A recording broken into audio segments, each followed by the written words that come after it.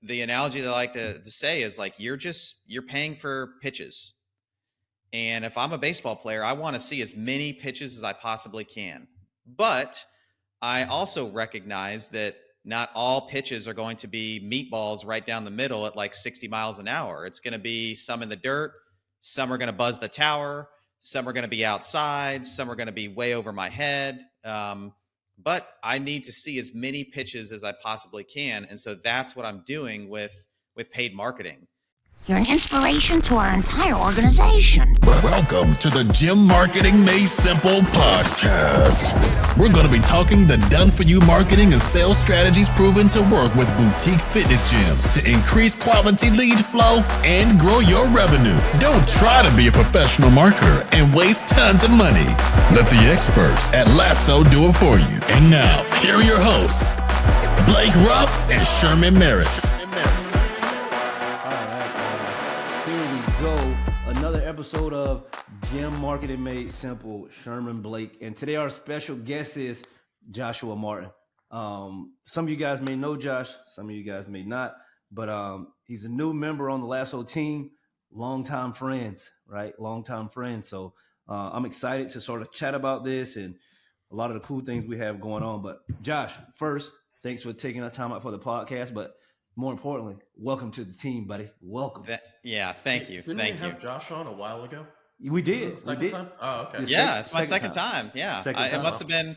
It must have been a good episode. If I'm back, actually, if I'm back and I'm on the team, it was that good. Got promoted.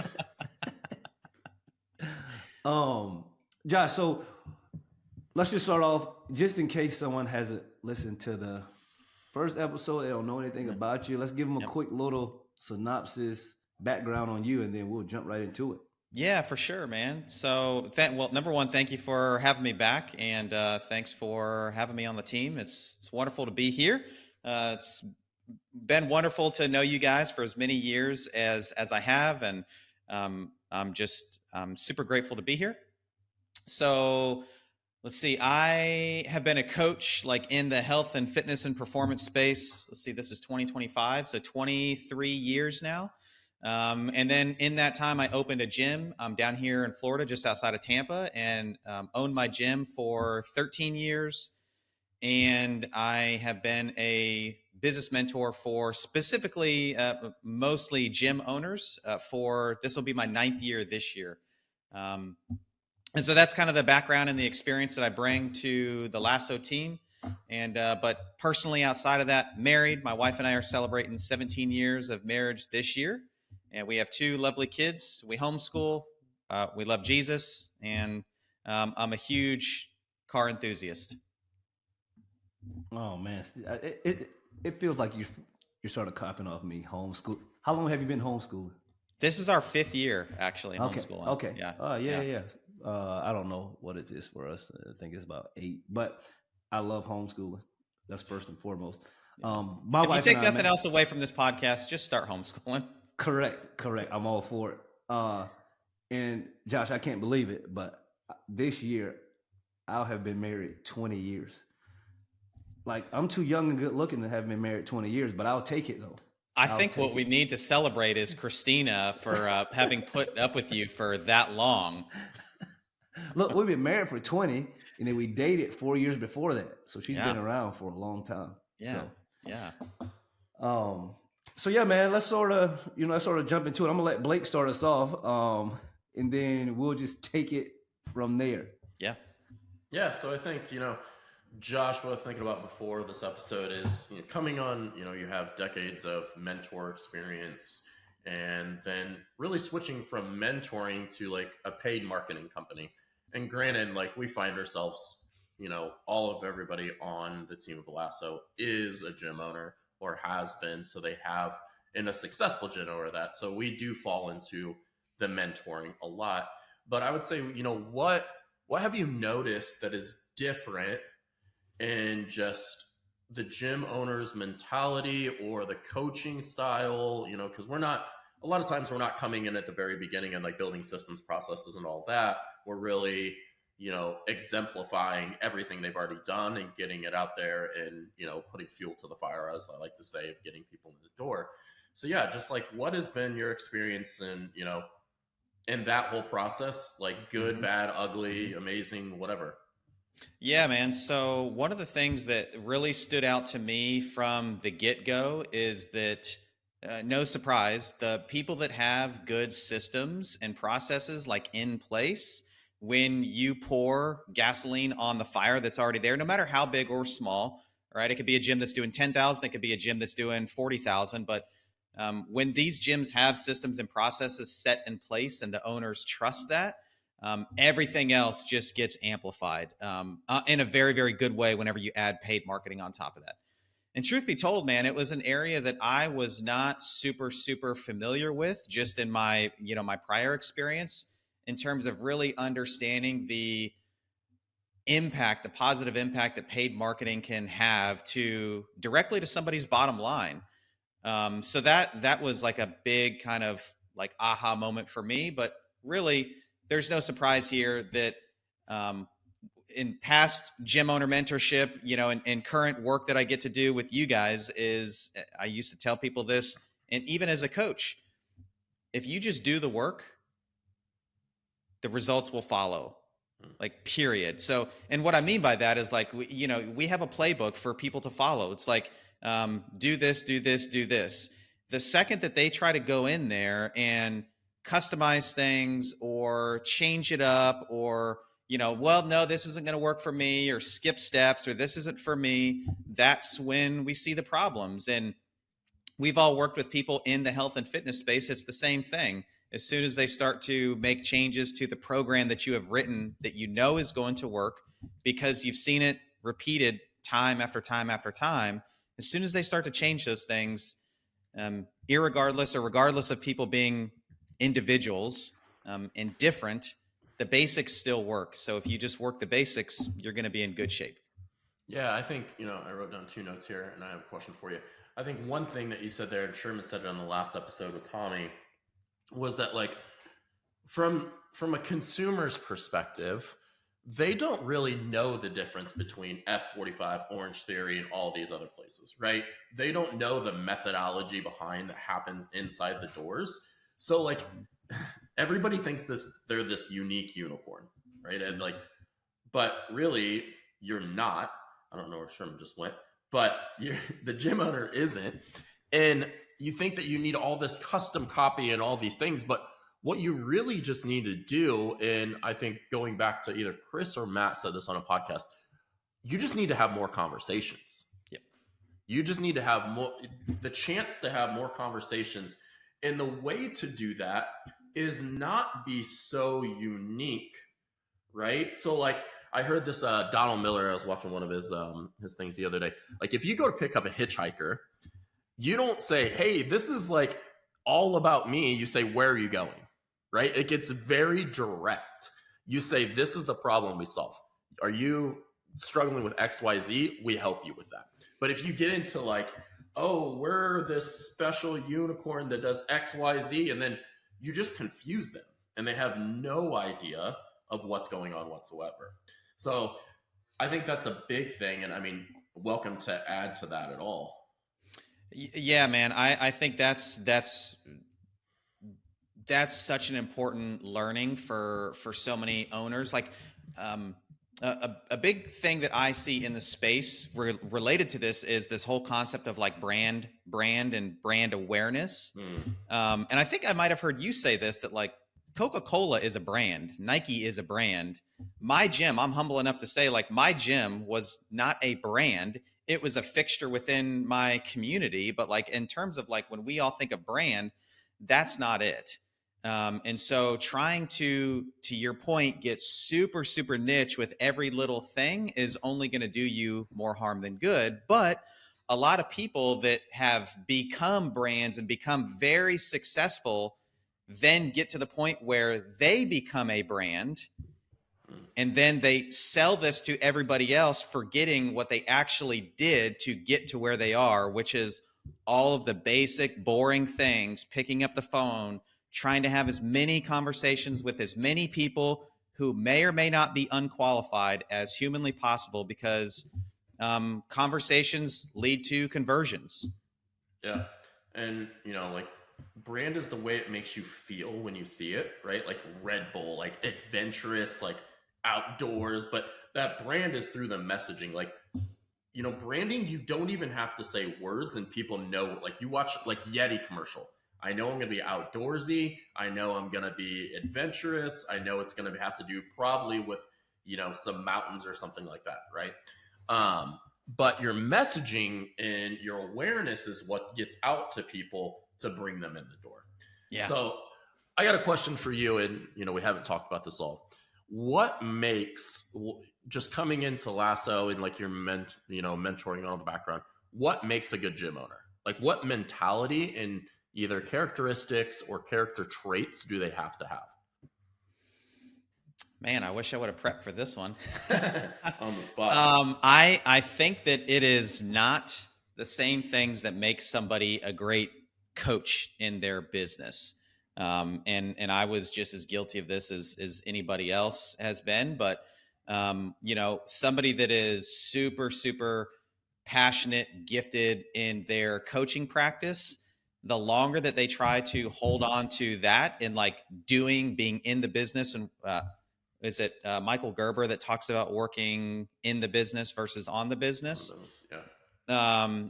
The longer that you focus in on that, working in the business, the worse off you're going to be as a business owner. You really need to have a 30,000 foot view and understand like what's going on with the business and where the business is going versus, being there, coaching the class, cleaning, scrubbing this, doing that.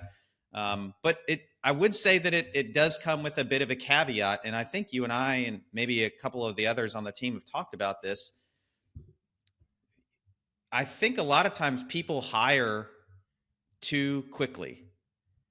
So there is a period in your business ownership career where you're going to be doing way more than you think you should be doing until you get to like this critical mass where now it makes sense for you to hire somebody that can deliver the service. And I remember before I even came on at Lasso, you guys were telling me like in the early days, as the company was growing, who was doing all of the service delivery of the calls? It was you guys. So you had to run the business, work on growing it, selling it, marketing the service, but then you also had to deliver on it.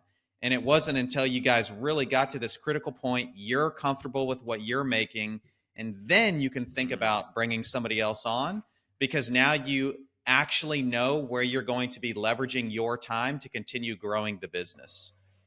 Yeah, I think one thing, I don't know if that was a good answer, but that's where my head. And I think one thing too is like, we've kind of laid it out like within Lasso lately, like $0 to $15,000 gyms. Like you just need to be hustling.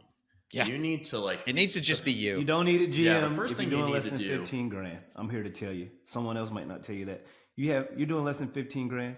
You don't need a plethora of coaches and a GM. Well, most gyms don't need a GM, but you need to. The first thing I think gyms do wrong is get their pricing wrong, which just sets them up for horrible failure down the road, right? Because like I just saw somebody post in a group like, "Hey, I am about to hit 200 members," and then somebody was like, "That's great, but how much revenue are you making?" Because you could have 200 members but charging them $85, and you're like, you'd rather have 100 members charging them $150, right?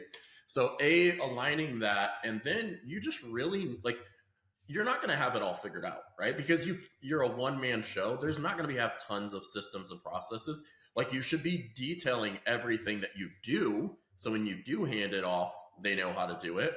Mm-hmm. And then once you get to 15 to 30, then it's really, let's start hiring, let's dial in the systems and processes, let's do all that, and then amplify your message. And then once you hit 30, it's like, okay, you really have proven that you've dialed this in. Now we need some high level coaching, right? And being in the room. So one thing I was thinking of while you're talking is I see the best gym owners that work with Lasso are humble.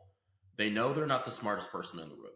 They're like, I'm not the professional in this. I'm not going to tell you how to do your job. You just do it, and I'm going to sign them up, right? And they also are just ones that they're not super. I think the best gym owners too are not super micromanagers.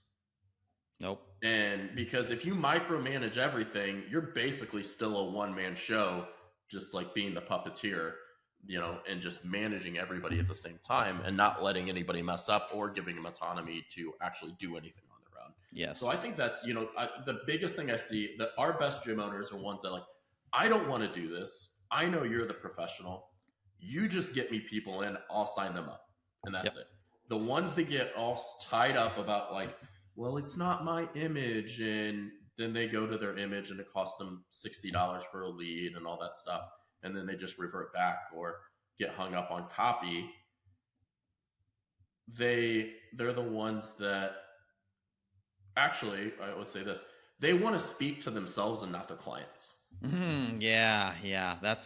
That's a really good point, because I think the thing that really helped me understand what we're doing here in terms of like paid marketing.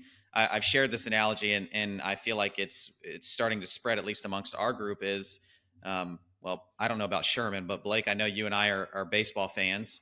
And so the analogy that I like to say is like, you're paying for pitches.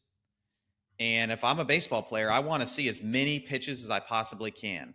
But I also recognize that not all pitches are going to be meatballs right down the middle at like 60 miles an hour. It's going to be some in the dirt.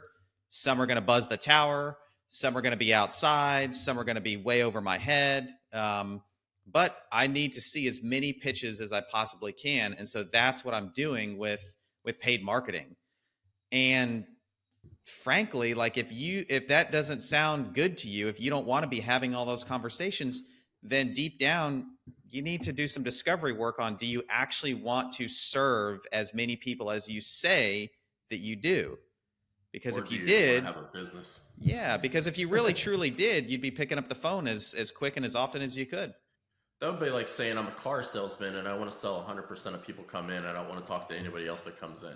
Yeah. Right. Like I'm only going to talk to people that are ready to buy. Like that's not. That are holding the check as they walk in. Yeah, that's not real. That's not real life, right? Yeah. It's like they have 6 different dealerships to go to, and I would add on to it, humble and just not super emotional about things, right? Like they just don't get so caught up in we were talking about somebody before this. One of the best advice I got from the same guy that you're mentioning was, at some point, everybody's going to leave your gym. Yeah. And so just don't worry about it. Like everybody's going to go somewhere else. It's not this thing like this attack on you. Just realize that. And it's the same thing when we had a personal trainer. Who was the guy on Sherman that owned that personal training studio that we chatted with?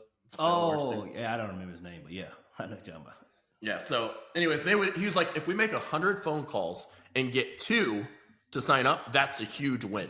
So you have to be okay with, and we just signed, actually, we'll probably have this girl on a podcast at some point. She makes 114 phone calls a day to leads, 100 and some. And so it's all about just the numbers. And, I know this is our Lasso, but I heard Hermosi say that like people would be like, oh, you just get such better qualified leads. He's like, no, I just call them 10 times more than you do. Yep. I just put in the effort. And I think that's the thing with gym owners, is just not grinding and putting in the effort. And then once you get to 100K, okay, hire it all off, have somebody else do it for you. But until you get to a point that you're above 30K, you got to just put in the work. Yep. Something that you were saying earlier, I wanted to make sure that we touched on when you were talking about, there was the conversation around brand and like niching down and everything. Something else that I have certainly noticed, and not just now, but also previous experience working with gym owners is, if you're trying to be everything to everyone, you're going to run into trouble. Meaning if I'm a micro gym and I want to work with the 40-year-old, but also the competitive athlete at 20, and then also kids, and then also the 70-year-old legends program. And then also, you get my point of like, I want everybody. I'm not saying that can't be successful, but that is a really, really long, difficult road versus if you're like, I'm for the 40-year-old mom who just had birth in the last year. Yes, you just took your pool of possibilities way, way, way down, but you're going to speak so clearly to that group that you're going to be the answer to their problem because you're very specific about it. And I think that that's something that I've seen from the work that we've done, with our gym owners here at Lasso, is just get them to be very, very specific on who they serve. Yeah, no, I like that. Doesn't mean it's easy, but it's hard. I think that's one of the things that we've had to figure out at Lasso, right? Like, who do we really want to serve, right? Like, and I say that, we serve the clients that want steady growth long term, right? So if you're looking for 30 clients in 22 days, like, we're not your guys, right? Like that's okay. But sort of like you're saying, Josh, if you're just throwing everything out there and taking anyone back, it is only going to be harder and more headaches long term. So definitely having that clear vision about who you really want to serve, that goes a long way for these gym owners. And I think, Blake was sort of talking about earlier, people are sort of emotional at times. And I think that's really because of the educational piece, right? So many people have done marketing before, right? And I think the marketing overall that was done before, it was sort of like the scorched earth method, where while it's going, it may be hot and stuff like that, but then when it dies out, it just leaves behind, you're burnt out, your members are burnt out, those people that did it, they're tired, but hey, we got to burn it again. We got to do all this over. We got to get some more people in here for this program. And I think most people really don't love that. So that's one of the things we tried to do here at Lasso, is just explain, hey, like, we're sort of your long-term strategic growth partners. We're not gonna, we're not here to necessarily double your business in 30 days. Like, we don't even make those type of claims. Yeah, man. I mean, and that really ties into, another thing, Blake, to your earlier question of like, what have I seen that makes a gym owner be successful, is Sherman, when you're saying, long-term, sustainable growth, if anyone else is like me, that sounds super boring. Like, it's like, what do you mean? I'm not going to double my business in like the next 6 months, or, but these other guys are promising, these returns in this amount of time. But the successful ones, what they do? They fall in love with boredom. Like so if I know that I'm doing something that is getting me a great return, and maybe Blake, you can tell this story better than I can, but if I know that I'm doing something that is going to get a really, really good return, the question that I should be asking is, how do I do more of that? Not how do I potentially cut that expense and just hope and pray and search for the next shiny object that may get me a better return, instead of maybe I just do more of what's already been working really, really well. Yeah, and I think that's a huge point. Like, we talk to gym owners that like grow like 60% in 1 year, which is like a 10% growth is amazing. You grow 60%, and I think it just goes down to like business IQ. And you're like, that is amazing. I'm like, yeah, I need to stop marketing. And we're like, hold on. You just grew 60% and you need to stop doing the one thing? No, like, stop changing and chasing the shiny object. Instead, do one more thing. Like for Lasso, right? Like, we're like, hey, we need to keep doing everything that got us here, but now we need to do more in person, like conferences, and get in front of more people and do in person. We don't need to stop doing what's got us here. We need to do more of it. Like, it's not the, and I guess it really, you think about it, right? Like, gym owners, it's like that cool new equipment, the cool GHD. It's always been like, what am I going to add to my gym? I got to get this new equipment on, all these people are going to show up. No, it's doing the mundane, simple task over and over that got you where you are, that's going to keep getting you where you are. It's just, you need to do more of it more often, right? Because to get you to X, then you have to double that to get to more. And so I think that's a big thing that gym owners get caught up in, is just, they look so much at a month and not a year. They have a hard time taking a step back and saying, okay, yeah, I had 2 bad months, but let me look at the year. I'm up $12,000 per month. Now, granted, maybe I slipped $2K this month, but I'm still up. And then look at the trends and then go back. Like, we know that for Lasso, what quarters are good, what quarters aren't. And then we need to know where to push and where to push even harder, right? Yep. And know your retention. Like, it just all comes down to data, you guys. And like, if you're not somebody that loves data, you need to find somebody on your team that does love data, because that's going to direct what direction you need to go and how fast you need to go. Yeah, I mean, the data is, whether you love it or not, it's still something that just needs to be looked at, right? Like, no one that at least personally that I know of, nobody loves cleaning their bathrooms, but it's got to get done, whether that's you doing it or you have the money to pay for it. So it's part of the necessary piece of it, you know. But something that you did say about, you know, getting new clients and, you know, looking out at the long term, this does tie into something that I did want to mention that you were asking at the very beginning, like what have I noticed so far, you know, at my short time with Lasso up to this point. And I hope that this doesn't make anybody mad, but I'm noticing that a lot of people just don't understand how clients find you and sign up. And this can sound like a very self-serving narrative, right? Like, we're a company that does paid marketing, so everyone's waiting for me to say, well, of course, it's all from paid marketing. But I also live in the real world, and I'm a consumer of products just like we all are. And so I'm not somebody who sees an ad for something and just clicks on the ad and goes right to buy. And most, if you just dig into like the psychology of the buyer of whatever good or service you're looking at, most people don't operate that way. They might click it, but then what they're going to do is they're going to close out of that. I'm going to then go to Google and I'm going to type in, this is the problem that I'm having. Maybe I type in that company that I saw and see what people are saying about it. Maybe I make a post about it and I've got a friend that uses this thing. And now it becomes more and more likely that I'm going to make the choice for this product. So while I can't attribute it directly to this ad, the ad did play a role. And so what I mean by, you know, people don't understand where their clients actually come from. We've all heard this, and I've heard it in 9 years of being a business owner, is that, they were all referrals, or they are all people that just walked in off the street. It has nothing to do with any marketing that I've done, whether it's paid marketing with us, whether it's paid marketing with somebody else, or any kind of marketing. It's paid marketing is just one piece of the puzzle, like a rising tide that lifts all boats. And so it will just, you know, amplify whatever you've already got going on.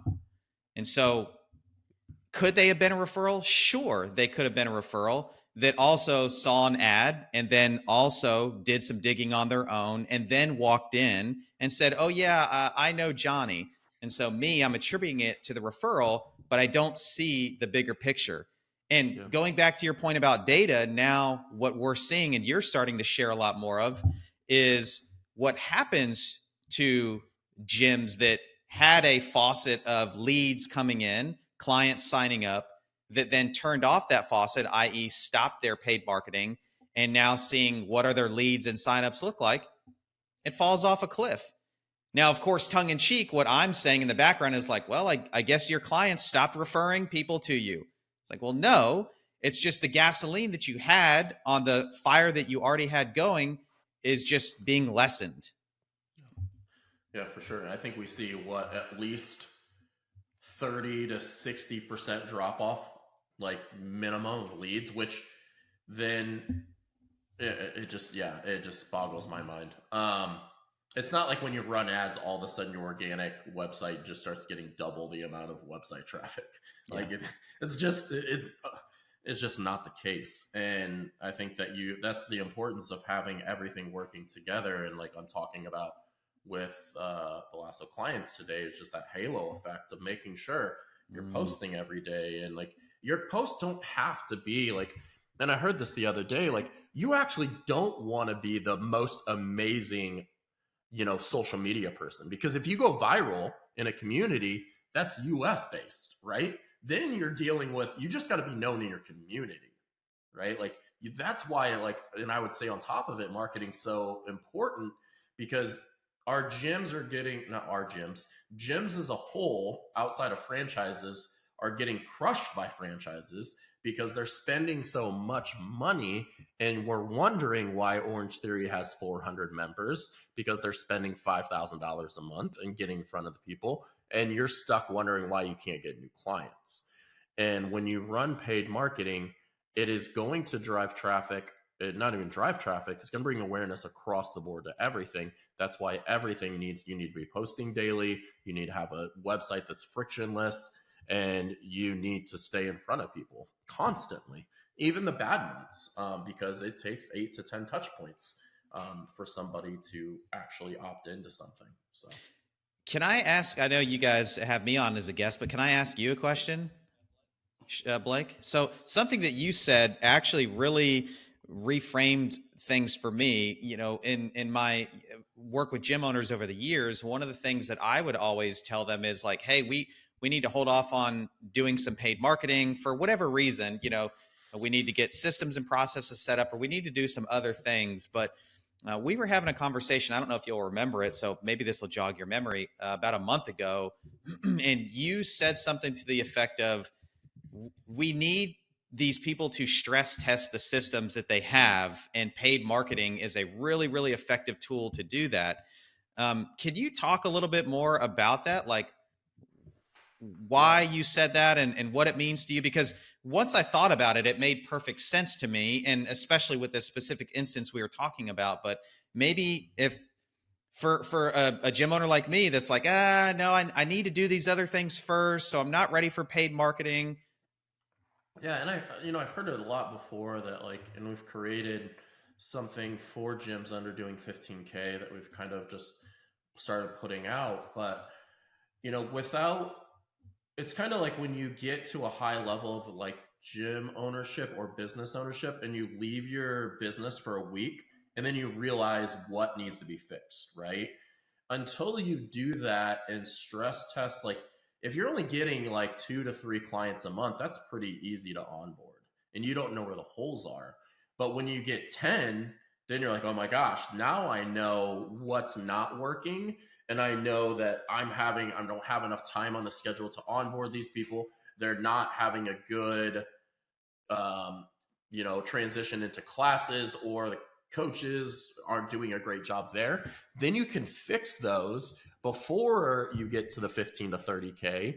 And then you're like, oh, wow, now I have a bigger issue because I have to revamp the whole system, right? And I think the other thing too is, like, we know you're going to have a leaky bucket syndrome. Like, you don't have all the systems and processes. But here's the thing. If there's no water going into the bucket, you have nothing to pour out. Like, you're going to keep, if you're just basically, like, I see it all the time, and like, it's hard if a gym owner's like really wanting to go after it, but they're like, just can't get past it. Well, the only reason they can't get past it is because they don't have enough clients coming in. And I say clients just because I don't want to say the word leads, but like, they don't have enough awareness on their business to generate the income to get to that point. And there's, like, don't get me wrong, like, mentoring the systems and processes, like, you need those, but you can't deny that you need leads. Leads is the fuel to any business. Like, if Lasso, we just stop getting leads, like, that's not good. Any business, that's not good. Like, if a car dealership, people stop walking in, they couldn't make any money. Yeah, the goal is not to keep these people forever. The goal is to make them successful, whatever that means. Mm-hmm. Right? I like that. No. You guys have talked enough. I think I'm going to cut this one off. This has been a good episode. No, but seriously, guys, like, we touched on some key points. Again, we're at Lasso, we're trying to, basically clarify who we work with as well. Like, as we continue to grow and help more people, we want to make sure that we're helping the right gym owners with the right mindset. So if this, so to clarify that, rather than just say we want to clarify it, we would say we want to work with gym owners that have a long-term mindset of growth, that want to listen and do things that have been proven to work without trying to be super unique, but working together and coming alongside of us and saying, hey, this is what we really feel is going to work, and help you amplify your message and then dial in your systems and processes and we're not here to change everything. We're here to tweak it and make it better. Yeah, for sure. Like sort of similar to like one of my mentors, Donald Miller from StoryBrand says, he says, be clear, not cute. And I think too many people want to be cute. So guys, as always, tell a friend to tune in, and we will talk with you guys next week. Yeah. Thank you for listening to the Gym Marketing Made Simple podcast with Blake Ruff and Sherman Merricks. We hope you enjoyed. We believe marketing should increase revenue and not waste money. So book your free call today. Head on over to lassoframework.com. That's lassoframework.com and find the right words, get more customers, and increase your revenue. We'll see you here next time.